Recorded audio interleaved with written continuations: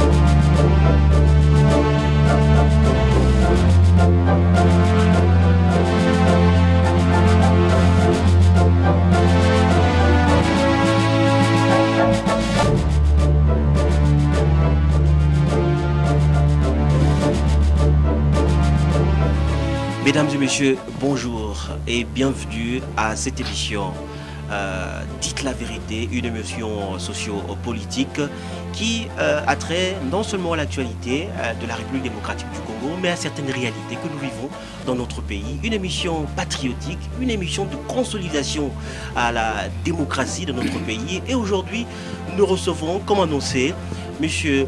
Lambert Mende, ministre des médias, ministre de la communication. Il est également le porte-parole du gouvernement. Vous le savez, M. Lambert Mende a occupé plusieurs postes ministériels. Il a été ministre des hydrocarbures, il est député, il a été rapporteur au Sénat. Il a occupé des très hautes fonctions. Excellence, vous avez un parcours élogieux avec toutes les fonctions que vous avez occupées. Alors, comment vous sentez-vous? Est-ce que vous avez de l'ambition de devenir demain Premier ministre? Je ressens d'abord une profonde humilité devant la tâche que nous devons accomplir dans l'hémisphère politique. Il y a tellement de choses à faire, il y a tellement peu d'énergie disponible, il y a tellement de choses à connaître dans ce monde politique et il y a tellement peu que nous connaissions. Donc avant d'envisager une ambition quelconque, je pense que je prends conscience d'abord de l'immensité des tâches qu'il y a à accomplir et je prends conscience aussi de l'étroitesse des moyens spirituels, culturels, scientifiques dont nous disposons chacun pour pouvoir les accomplir. Donc ma première préoccupation, c'est d'abord d'accumuler ces connaissances-là, d'accumuler ces moyens-là à mettre à la disposition d'une communauté nationale qui en a bien besoin. Les ambitions, je pense que c'est au niveau de la répartition des tâches, lorsque viennent les grandes échéances, qu'on peut en parler utilement. Cette petite question avant d'ouvrir les débats avec l'actualité politique, les gens vous trouvent dur, les gens vous trouvent assez rude dans les mots lorsque vous êtes devant la télévision, devant la presse, mais M. Lambert Mende est un monsieur très courtois, est un monsieur humble, est un monsieur qui reçoit facilement tout le monde. Et ces deux images, on a l'impression que vous jouez un rôle, vous êtes un autre personnage quand vous êtes devant l'écran, et puis bon, M. Mende c'est un monsieur vraiment très posé. On m'a déjà fait cette remarque sur cette sorte d'ambivalence. Je dois dire que nous sommes là au cœur même de l'action politique. Dans la vie privée, nous devons absolument assumer la nécessité de rendre convivial notre rapport à l'autre. Dans la vie publique, nous ne nous appartenons plus. Je suis par exemple maintenant membre d'un gouvernement d'un pays agressé, porte-parole d'un gouvernement chargé d'améliorer l'image d'un pays qui est aussi agressé médiatiquement. Et forcément, il n'y a pas deux façons de remettre les points sur les i que de les dire avec suffisamment de vigueur, avec de la fermeté, mais jamais avec grossièreté, jamais avec violence. Je pense que les choses doivent être situées à ce niveau-là. Exactement, c'est ce qu'on a noté dans vos sorties médiatiques. Alors, on en vient à l'actualité, Excellence. Aujourd'hui, Bosco Ntaganda, cet homme qui a terrorisé la partie est de la République démocratique du Congo, a été conduit à la CPI, à la Cour pénale internationale.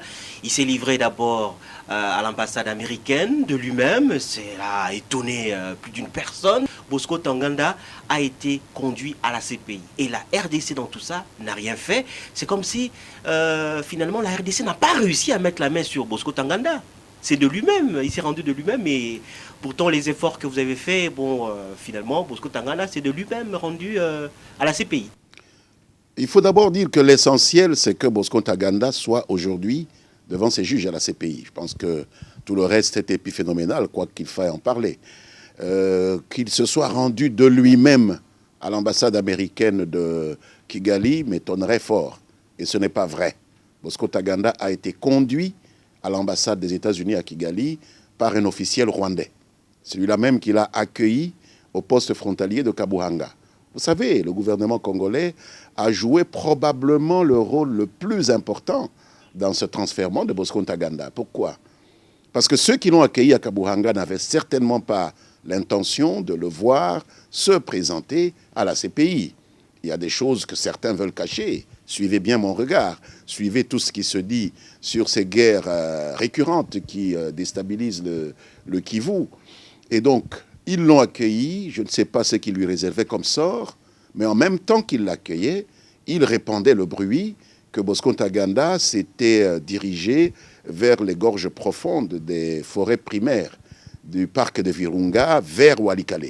Au moment même où ils l'accueillaient, sous nos yeux, nous avons de la surveillance que nous exerçons parce que nous savons très bien ce qui nous vient de cette frontière-là et nous avons établi dès samedi que Bosco avait traversé à Kabuhanga. Nous l'avons dit, et souvenez-vous de la réaction de certains amis au sein du gouvernement rwandais. J'ai été insulté. C'est la première fois que, quel que soit parfois l'échauffement qui caractérise nos relations avec le Rwanda, c'est la première fois que des ministres rwandais se permettent d'insulter des ministres congolais. On m'a taxé de Pinocchio déguisé en ministre. On m'a taxé d'auteur de propos qui ne sont que des balivernes. Mais vous n'avez pas réagi. On peut parler d'incident diplomatique. Je n'ai pas réagi. Parce que c'est mais le ministère congolais, congolais des Affaires étrangères a diligenté une protestation officielle par la voie diplomatique, parce que ce n'est pas ainsi que nous voyons la tonalité des relations entre les deux pays. Et donc c'est grâce à notre dénonciation que ceux qui voulaient cacher, peut-être assassiner, peut-être faire disparaître Bosco Ntaganda ont été obligés, sans avoir le courage d'assumer cette présence qui générait leur image, de le conduire vers un terrain supposé neutre, les États-Unis d'Amérique. D'où il a été transféré vers La Haye. Donc, forcément, pour nous, nous considérons que Bosco Ntaganda est à La Haye grâce à la vigilance du gouvernement congolais. Et vous avez soulevé le problème de sa nationalité. Oui, on va y arriver. Et cette question d'abord, Bosco Ntaganda a été protégé par Kinshasa, par les autorités congolaises. Au nom de la paix, vous nous aviez dit qu'au nom de la paix, il faut protéger Ntaganda. Exact. Et la presse vous a dit que c'était une grosse erreur. Les ONG internationales, les ONG nationales vous ont dit qu'un rebelle reste un rebelle, un meurtrier reste un meurtrier. Mais Bosco Ntaganda a été protégé. Est-ce qu'aujourd'hui, il a été protégé, il prend les armes, il se retourne contre Goma, contre les autorités. Est-ce qu'aujourd'hui, vous pouvez dire que vous aviez fait une erreur de protéger un criminel? C'est la presse, c'est les ONG qui ont commis une erreur en voulant nous amener à casser de notre initiative le deal qui a été passé entre nous et Bosco Ntaganda pour déstabiliser le CNDP. C'est la presse et les ONG qui ont commis une erreur parce que dès que nous sommes résolus à accomplir ce que la presse et les ONG nous demandaient de faire, la guerre a éclaté de nouveau. Est-ce que nous allons dire que la presse et les ONG sont responsables de tous ceux qui sont morts dans la dernière phase de la guerre? Ils sont des milliers. Donc vous comprenez qu'un État... Mais ce n'est pas la presse qui vous a interdit de livrer Bosco Ntaganda. Nous n'avons pas dit ça.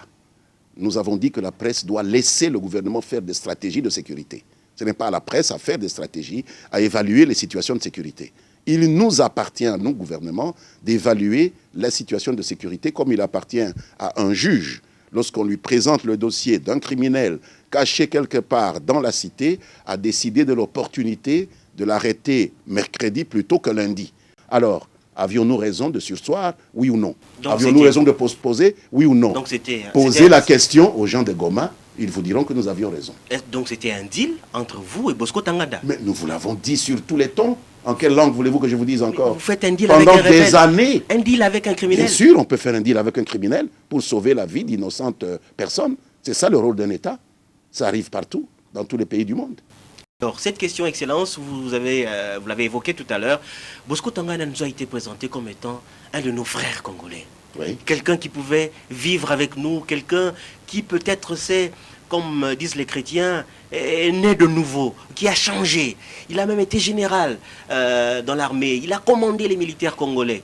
Mais aujourd'hui, la CPI nous dit que Bosco Tangana n'est pas notre frère. Il n'a jamais été un Tutsi congolais, mais il est plutôt rwandais, de père et de mère. Ça nous surprend, Excellence.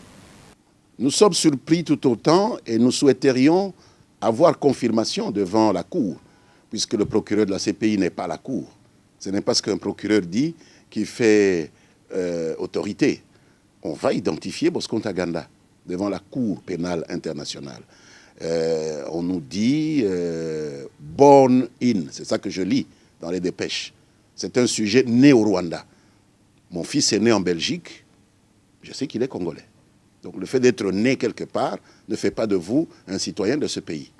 Deuxièmement, admettons que Bosco Ntaganda soit rwandais et c'est tout à fait possible. Mais nous avons des cas où la République est trompée par des gens qui n'ont pas sa nationalité et qui disent qu'ils l'ont et qui jouissent de tous les avantages, tous les privilèges liés à la nationalité. Je ne vous citerai, arrêté. Chaloupa est en prison parce qu'il a dit qu'il était... Je peux finir mon raisonnement. Je vous en prie. Chaloupa a dit qu'il est congolais. Il a été même élu député. Lorsque la République découvre qu'il n'est pas congolais et qu'il a joui des privilèges de la nationalité congolaise, il a été arrêté, poursuivi, condamné. Si la Cour pénale internationale vient nous prouver que Ntaganda n'était pas congolais et nous a trompé qu'il était congolais jusqu'à obtenir le statut de général, mais la justice congolaise ouvrira un dossier, Ntaganda, fausse nationalité. Où voyez-vous le problème? C'est comme ça la vie des nations. Les nations ne sont pas à l'abri justement des tromperies de cette nature-là. S'il est vrai, je le dis bien, s'il est vrai, ce n'est pas encore prouvé. Il n'y a que la Cour qui nous dira si le fait d'être né au Rwanda pour Ntaganda se complète avec le fait qu'il a la nationalité rwandaise. Ce n'est pas le fait d'être né au Rwanda qui fait de quelqu'un un Rwandais.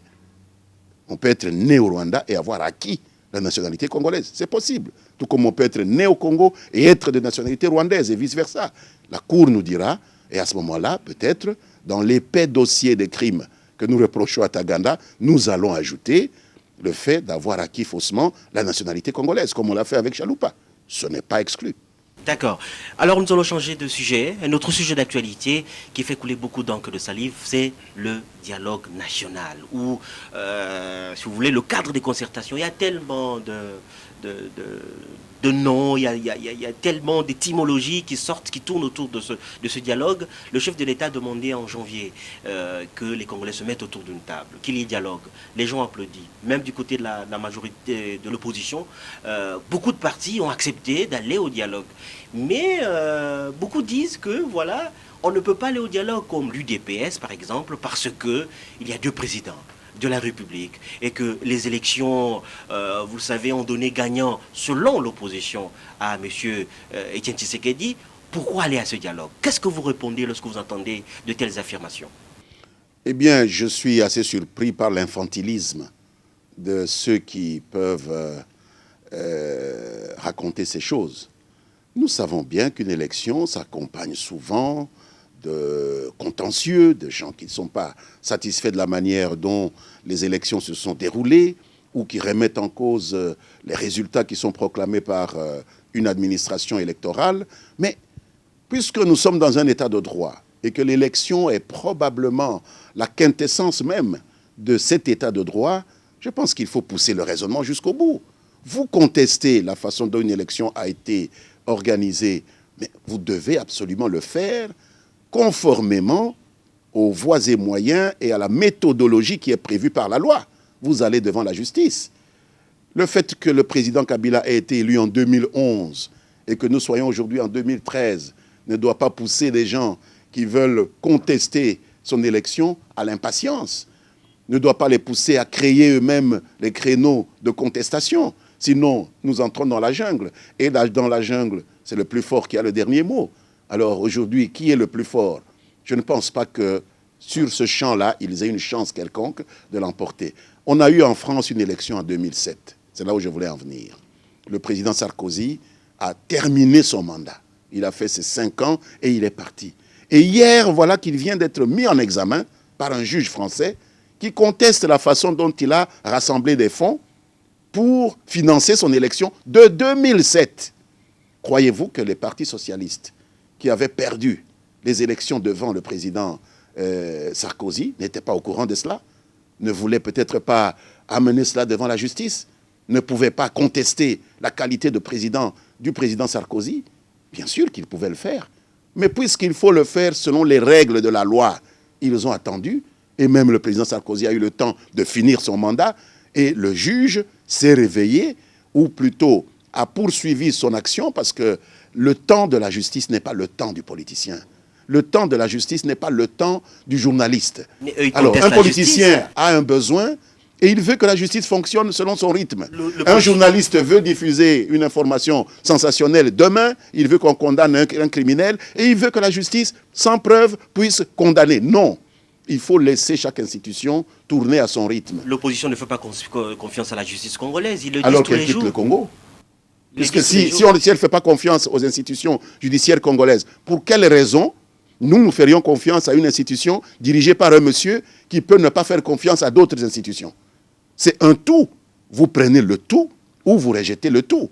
Si vous n'avez pas confiance en une partie, n'allez même pas réclamer à diriger d'autres institutions. Quittez le Congo, allez en exil ailleurs. Le Congo, nous fonctionnons avec ces institutions-là. C'est celles-là qui déterminent notre respiration institutionnelle. Vous voulez contester une élection, vous allez devant la justice. À moins d'aller créer un autre pays où on peut contester les élections dans la rue, où on peut contester des élections avec des armes, mais pas au Congo. Le dialogue national, ça va faire plusieurs mois déjà qu'on en parle. À quand ce dialogue? À quand ce débat? Est-ce que c'était juste pour calmer les ardeurs de la population à un moment où le pays était menacé? Ou vraiment, véritablement, il y aura une concertation où les Congolais vont se mettre autour d'une table pour parler des problèmes assez sérieux? C'est à quand ce dialogue? On se pose la question. On est impatient. Vous avez vu des ardeurs de la population? Je ne sais pas si nous vivons dans le même pays.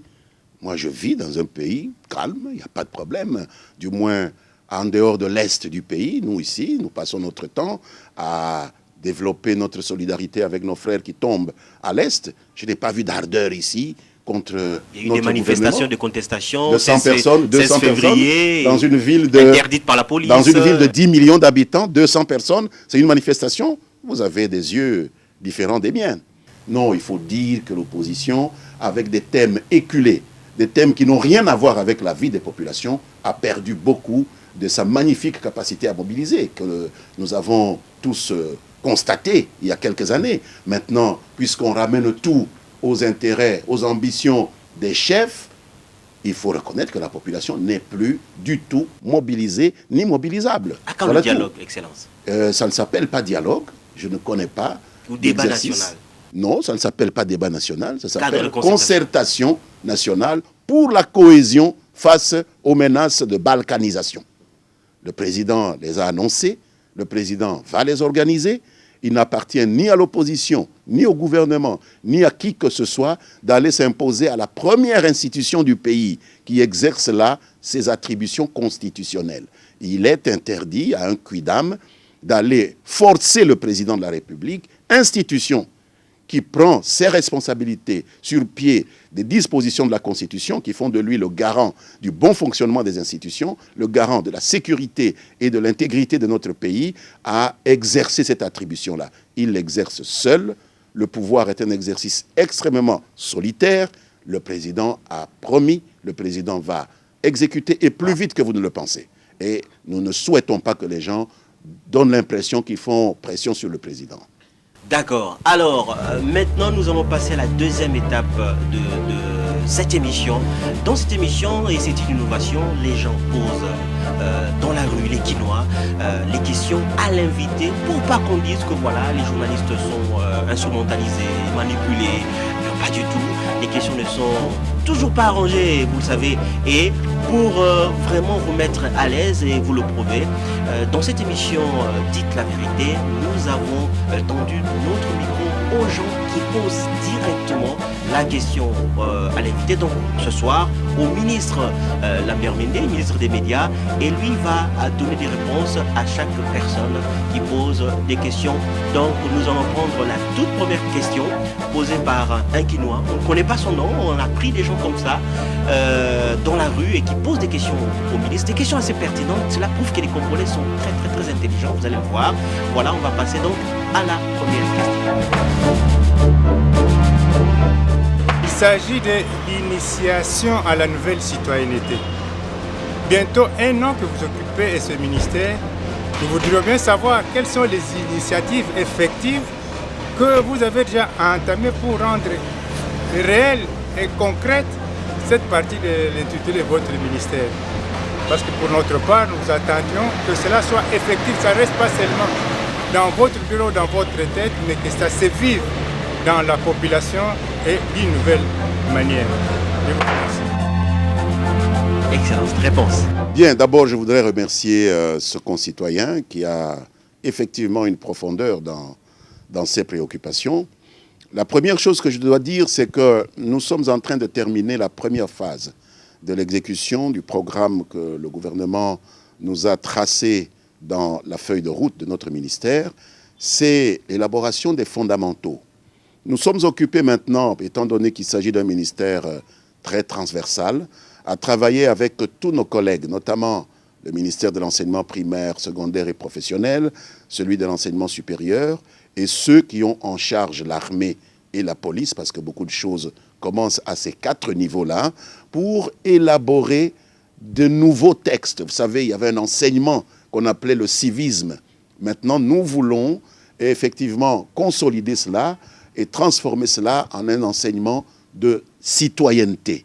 Donc, même les volumes qui servent de référence théorique à nos enseignants sont en train d'être revus. Et c'est un travail intellectuel immense qui met ensemble les experts de tous nos ministères. Nous avons mis en place déjà à Kinshasa, et nous allons poursuivre à l'intérieur du pays, ce que nous appelons les maisons du citoyen, qui vont permettre déjà à Kinshasa, en face du ministère du Plan, lorsque vous allez vers la résidence du chef de l'État, au coin de l'avenue Pumbu, vous verrez un office qui s'appelle Maison du citoyen. C'est la première que nous inaugurons et qui va se retrouver dans toutes les grandes agglomérations de la République démocratique du Congo. Ce sera le lieu où les hommes et les femmes du Congo qui ont un problème, une proposition ou des suggestions à faire au gouvernement en rapport avec cette amélioration de la qualité des relations entre l'État et ceux qui sont administrés, entre l'État et les citoyens, parce que notre objectif, c'est de réconcilier l'État et les citoyens. Que l'État respecte les citoyens et que les citoyens fassent leur devoir vis-à-vis de l'État. Vraiment, on va passer. C'est le souci de cette émission. C'est mettre, donc, créer une relation entre les gouvernants et les gouvernés, raison pour laquelle nous donnons la parole à ceux qui sont dans la rue. On va passer à la deuxième question. Donc, un autre Congolais pose également directement la question à son Excellence, Monsieur le ministre des Médias et de l'initiation de la nouvelle citoyenneté.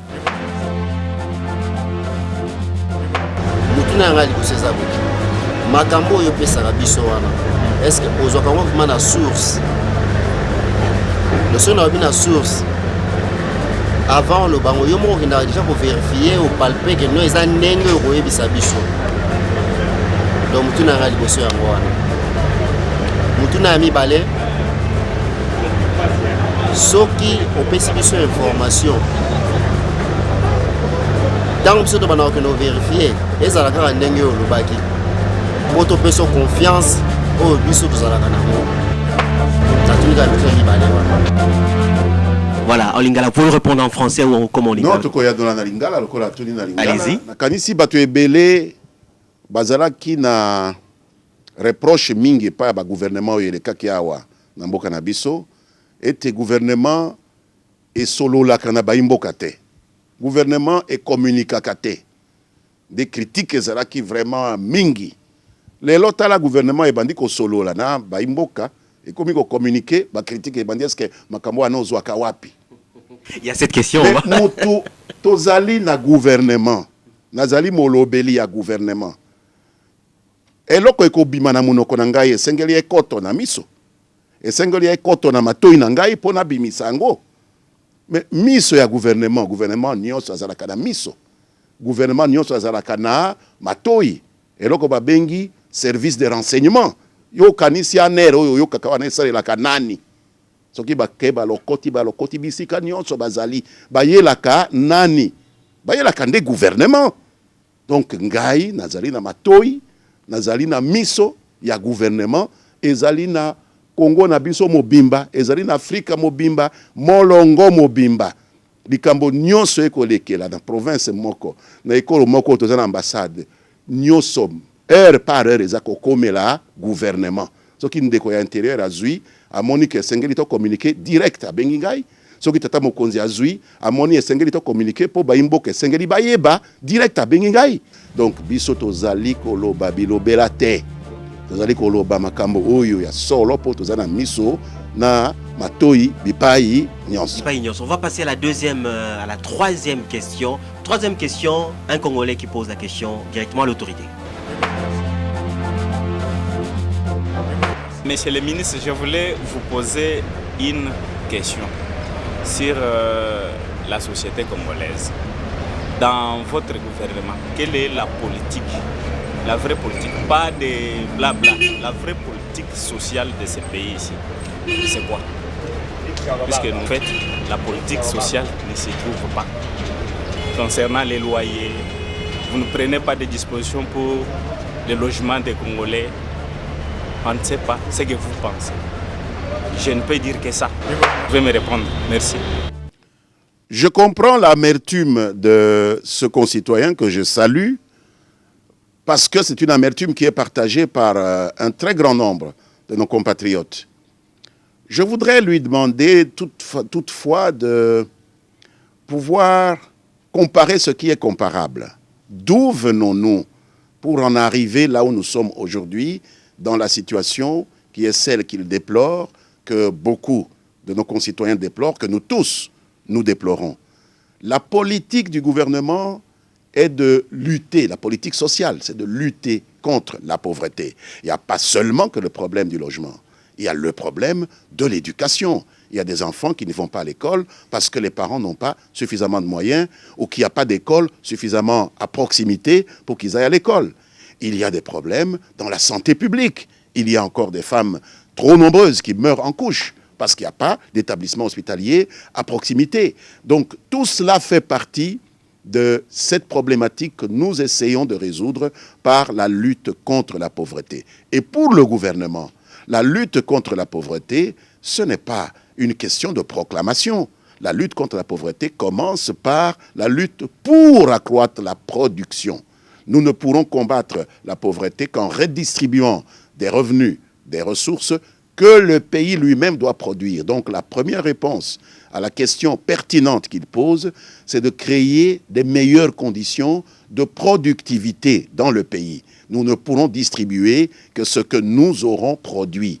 Il serait irresponsable pour nous de faire tourner la planche à billets pour donner pendant 2-3 semaines une impression de prospérité, alors que demain, nous allons plonger le pays dans une spirale économique et financière d'où il ne pourra comme jamais c'était à l'époque ressortir. avec Mobutu, C'est à l'époque du Zaïre. Donc nous voulons éviter ces solutions de facilité. C'est d'abord accroître la production. Cela nécessite effectivement beaucoup de sacrifices et nous comprenons que ceux qui en font le plus soient frustrés.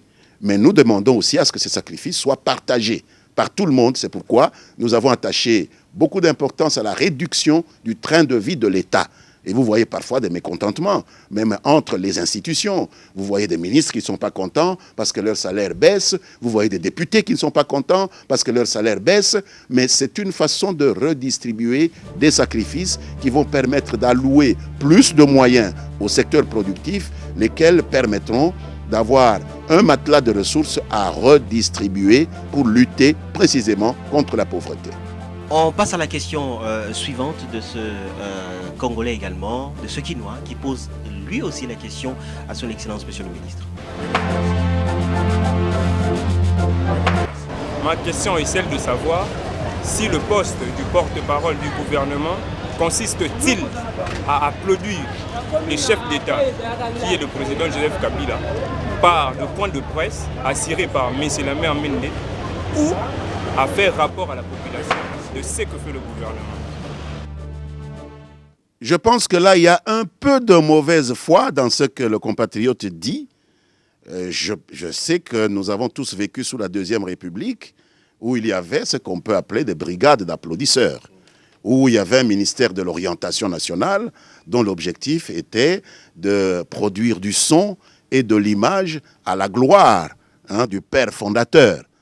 Et lorsque on compare cela avec ce que nous faisons aujourd'hui, ce n'est certainement pas la même chose. Puis-je rappeler qu'il y a souvent même des points de presse qui sont faits sans que le nom du président Kabila soit cité même une seule fois. Parce que oui, les points de presse sont là pour faire rapport à la population. Les points de presse ne sont pas là pour applaudir. Qu'est-ce que ça veut dire applaudir le président? Est-ce qu'il peut donner un exemple d'un point de presse où nous sommes allés pour dire comment le président est beau, comment il est compétent, comment il est? Non, nous allons pour parler des problèmes de la nation. Il y a une guerre, nous disons, on a tué autant de gens, nous protestons, les responsables de la guerre, c'est ceci. Il y a des mauvais comportements dans l'armée, nous dénonçons les militaires qui sont fautifs, nous annonçons comment on les punit. Est-ce que c'est ça, applaudir le président? Non, je pense que là, il y a un peu de politique politicienne. Je ne pense pas que ce soit une observation tout à fait objective. Ok, la question suivante. Question na papa Lambert Mende ezali na information na nyonso apesaka na télévision to na radio. Est-ce que alekaka mpena mpona kovérifie information ana impact nini ezalaka na population na information wana oyo ye apesaka ezalaka bien to ezalaka mabe? Est-ce que asala constant que non na information epasaka sur 100%? Est-ce que ata 70% bandimaka yango soit baboyaka? Je ne sais pas, est-ce que notre ami définit correctement le concept information. Une information n'a pas à la aimer, à ne pas l'aimer. C'est une information. On la prend comme elle vient. Il y a l'hôtel, cet hôtel où nous nous trouvons, le grand hôtel Kinshasa, oui, qui est ici, en ces lieux de la Gombe. Bon, est-ce qu'on est content, on n'est pas content? Est-ce qu'il est à Gombe, il est à Massina? Non, il est à Gombe, c'est une réalité. Donc une information, prenons, on a tué 15 citoyens congolais à Goma. Alors le ministre vient, il dit à la nation, on a tué 15 citoyens à Goma, les coupables sont X, Y, Z. Pourquoi voulez-vous que nous nous soucions de savoir si ça plaît, si ça ne plaît pas? Bien sûr que ça va déplaire aux gens parce que c'est une information qui fait mal, qu'on ait perdu nos concitoyens.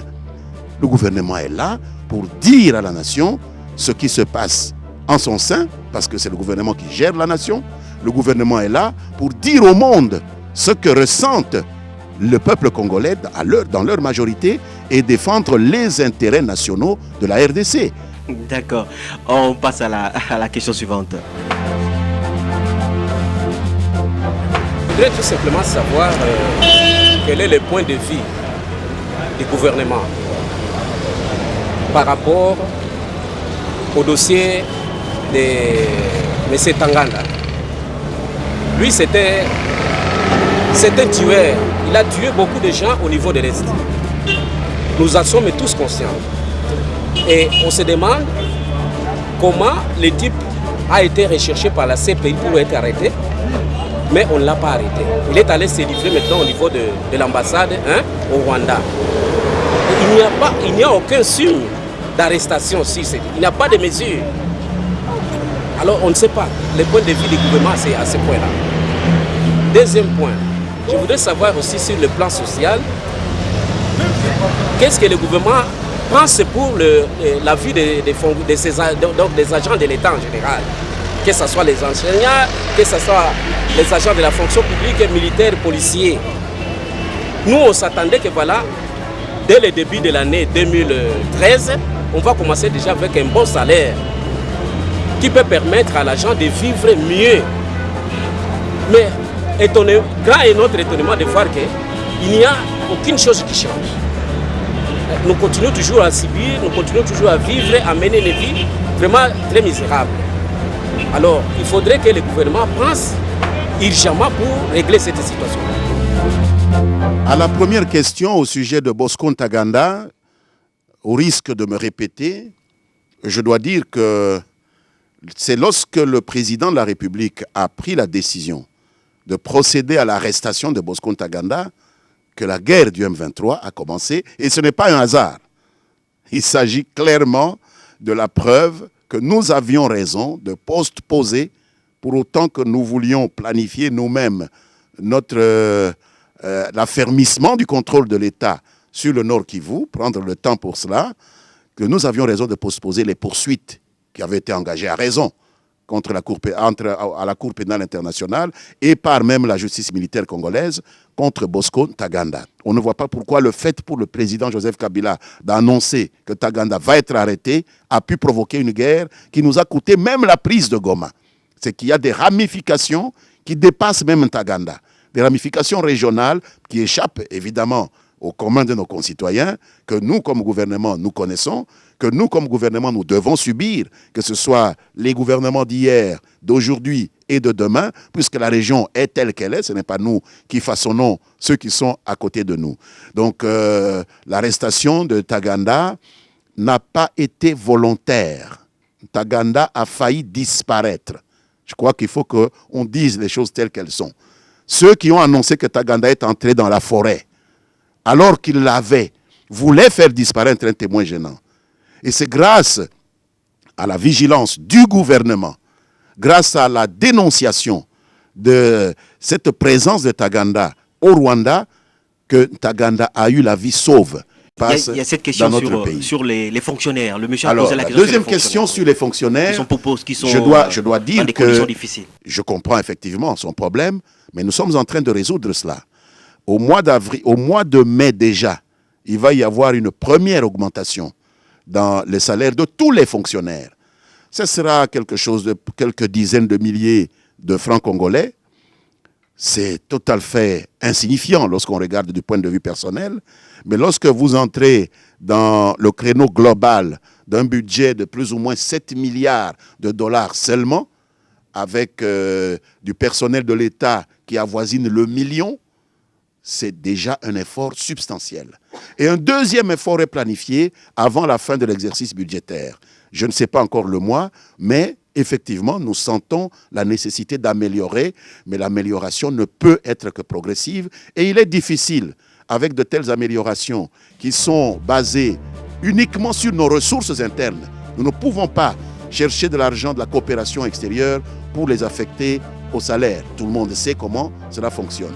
Forcément, c'est d'abord la production qui précède la redistribution. Il reste quelques 3 personnes, je crois, 3 ou 4 personnes. On va continuer avec les questions des Quinois dans la rue. Excellence, Monsieur le ministre, nous avons la préoccupation que nous avons, et c'est la suivante. Ntaganda, le général Ntaganda du moins, vient de se livrer à l'ambassade des États-Unis à Kigali. Pourquoi n'est-il pas allé dans d'autres ambassades? Parce que nous savons en fait que les États-Unis n'ont jamais rectifié le traité de Vienne, comme le Rwanda même. Est-ce que les États-Unis sera-t-il en mesure d'extrader Ntaganda? Voilà la question que nous nous posons. Nous sommes devant un dilemme. Alors je ne sais pas si vous pouvez nous donner des explications claires et nettes sur cette question, parce que ça nous laisse dans les embarras de choix. Voilà ma question. D'abord, une information pour le compatriote. Le traité de Vienne a été ratifié par les États-Unis. C'est le traité de Rome qui crée la CPI, qui n'a pas été ratifiée par les États-Unis et par le Rwanda. Nous pensons qu'il est possible que dans l'esprit de l'un ou l'autre manipulateur de Ntaganda, Le fait de se rendre dans une ambassade d'un pays non signataire du traité de Rome pouvait mettre celui-ci à l'abri d'un transfèrement vers La Haye.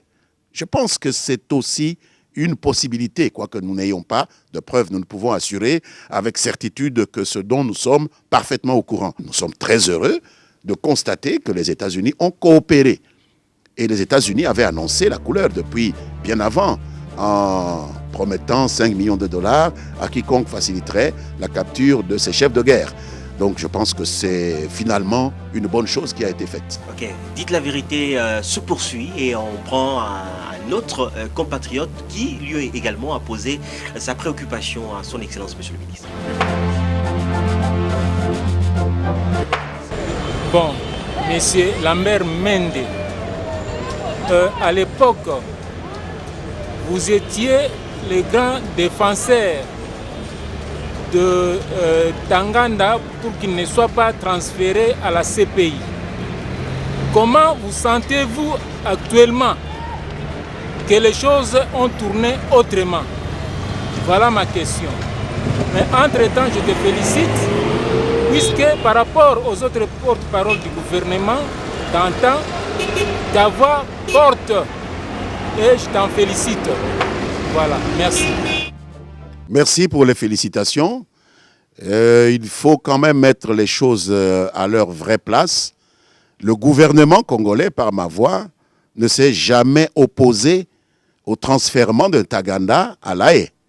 Le gouvernement congolais a décidé de postposer ce transfèrement en attendant que Taganda puisse accomplir l'engagement qu'il a pris avec le gouvernement. Il y a eu un deal entre Ntaganda, adjoint de Laurent Kunda, qui était le problème numéro 1 à cette époque-là, puisque vous parlez de l'époque, puisque les époques ont changé, parce qu'il y a eu par la suite une époque dont vous n'avez pas parlé, celle où Joseph Kabila a dit que Taganda devait être arrêté. Donc c'est ça l'évolution. Malheureusement, il y a d'autres forces qui manipulent Taganda, qui ont changé sa perspective, qui lui ont dit « mais on va toujours vous arrêter », alors qu'eux avaient pas seulement en vue l'intérêt de Taganda, la preuve c'est qu'ils ont voulu l'éliminer en faisant croire qu'il était dans la forêt, alors qu'il était entre leurs mains. Si nous n'avions pas dénoncé cette présence, Dieu seul sait si Taganda serait encore en vie. Donc, je pense qu'il faut bien placer les choses dans leur contexte. Nous voulions consolider la paix au Kivu. C'est dans l'intérêt de la population congolaise que nous avions décidé de postposer. Et Dieu sait comment la suite a révélé à quel point le président et le gouvernement avaient raison, parce qu'il a suffi d'annoncer l'arrestation de Taganda pour avoir une deuxième guerre. On va prendre la dernière question parce que nous sommes pratiquement à la fin de l'émission. On prend la dernière question d'un compatriote et puis après nous allons poser une dernière question à son Excellence pour conclure l'émission. On prend cette dernière question du compatriote. Je voudrais poser cette question à son Excellence le ministre des Communications, M. Mende Omalanga. J'ai eu toujours des regrets de le voir à la télévision. Il est le porte-parole du gouvernement. Ça, je suis content. Mais comment ça fait-il qu'il y a certains problèmes? Le gouvernement n'a pas siégé, mais lui se précipite à répondre à la population ou à faire une conférence de presse. Est-ce que son ministère lui autorise ça ou bien il fait ça de lui-même? Parce que je sais qu'il est le porte-parole du gouvernement. Mais si le gouvernement n'a pas siégé, pourquoi il doit se précipiter s'il y a un problème devant le micro pour répondre? Ok, c'est la dernière question. Cette question excellente, je précise, on nous la pose beaucoup, nous les journalistes. Dans la rue, les gens, mais lorsque le ministre parle à la télévision, il a été avec le gouvernement, il a été avec le chef de l'État, mais d'où il tire tout ce qu'il dit? Les gens nous posent cette question. Parfois, des conférences de presse, on ne sait pas, les gens pensent que vous avez improvisé une sortie médiatique, et c'est un peu dans l'imaginaire collectif à Kinshasa. C'est une très bonne question. Je pense que ce sont des soupçons qui sont suscités par l'opposition, parce qu'il suffit de réfléchir un peu. Je suis ministre en charge de ce secteur depuis bientôt 5 ans. Alors, on s'imagine bien, les gens savent comment fonctionne un gouvernement. On a un président de la République, on a un premier ministre, chef du gouvernement. Qu'un ministre se permette, comme ça, de manière régulière, depuis 5 ans, il ne dit que des choses qui sont inventées par lui, qui ne viennent pas du gouvernement. Et on ne prend aucune mesure. Donc vous croyez que j'ai une arme pointée sur la tempe du Premier ministre pour qu'il me laisse au gouvernement, même si je dis des choses qui ne sont pas délibérées au gouvernement? Vous croyez que le président Kabila a tellement peur de moi que je dise des choses qui ne viennent pas de lui et il me laisse là? 5 ans, pas 1 an, pas 1 semaine, pas 2, 5 ans. Mais il faut réfléchir, il faut travailler aussi avec son cerveau. Ça, c'est la première chose. Deuxième chose, c'est un problème de concept.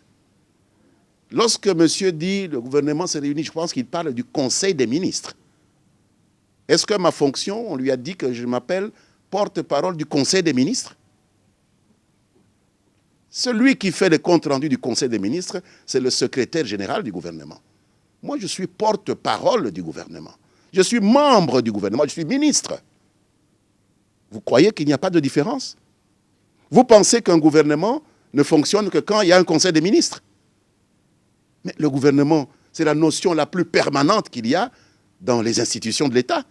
Une Assemblée nationale, 3 mois de réunion, 3 mois de vacances. Un Sénat, 3 mois de réunion, 3 mois de vacances. Le Conseil supérieur de la magistrature, ils ont de longues vacances. Après, vous assistez tous à la rentrée parlementaire. Est-ce qu'il y a un jour où on vous a convié à la rentrée du gouvernement? Il n'y a pas de vacances, il n'y a pas d'interruption. Le gouvernement est une notion permanente. Mais ils comprendront bien qu'un gouvernement, c'est une notion permanente. Voilà, nous sommes à la fin de l'émission. Cette dernière question, vous êtes également ministre des Médias. Aujourd'hui, les journalistes vivent dans des conditions exécrables. L'aide à la presse, on l'a dit, je crois que le gouvernement a même fait déjà un geste en rapport avec l'aide à la presse.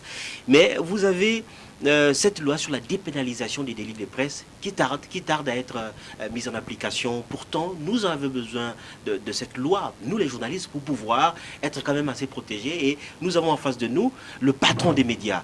À quand la dépénalisation des délits de presse, Excellence? Je vous assure qu'il y a beaucoup de soupçons de la part du législateur vis-à-vis des professionnels des médias, qu'il soupçonne de vouloir s'attribuer un statut d'une catégorie au-dessus de la loi. On insulterait quelqu'un, on abuserait des questions relatives à la sécurité de l'État, on abuserait des droits des autres sans conséquence. Donc, je sais que ce n'est pas sans conséquence, parce que la dépénalisation n'exclut pas d'autres types de sanctions, mais il vous appartient. Il y aura toujours des garde-fous. Il vous appartient d'expliquer. Ce n'est pas parce que ça se fait dans tel ou tel autre pays que le législateur congolais va justement assumer la nécessité de faire comme ailleurs. C'est à nos professionnels à prendre le temps d'expliciter ça. Ce n'est pas le gouvernement qui fait la loi, c'est le Parlement. Voilà, les autorités sont là pour le peuple. Et aujourd'hui, le ministre des Médias a été prompt à répondre aux préoccupations de la population.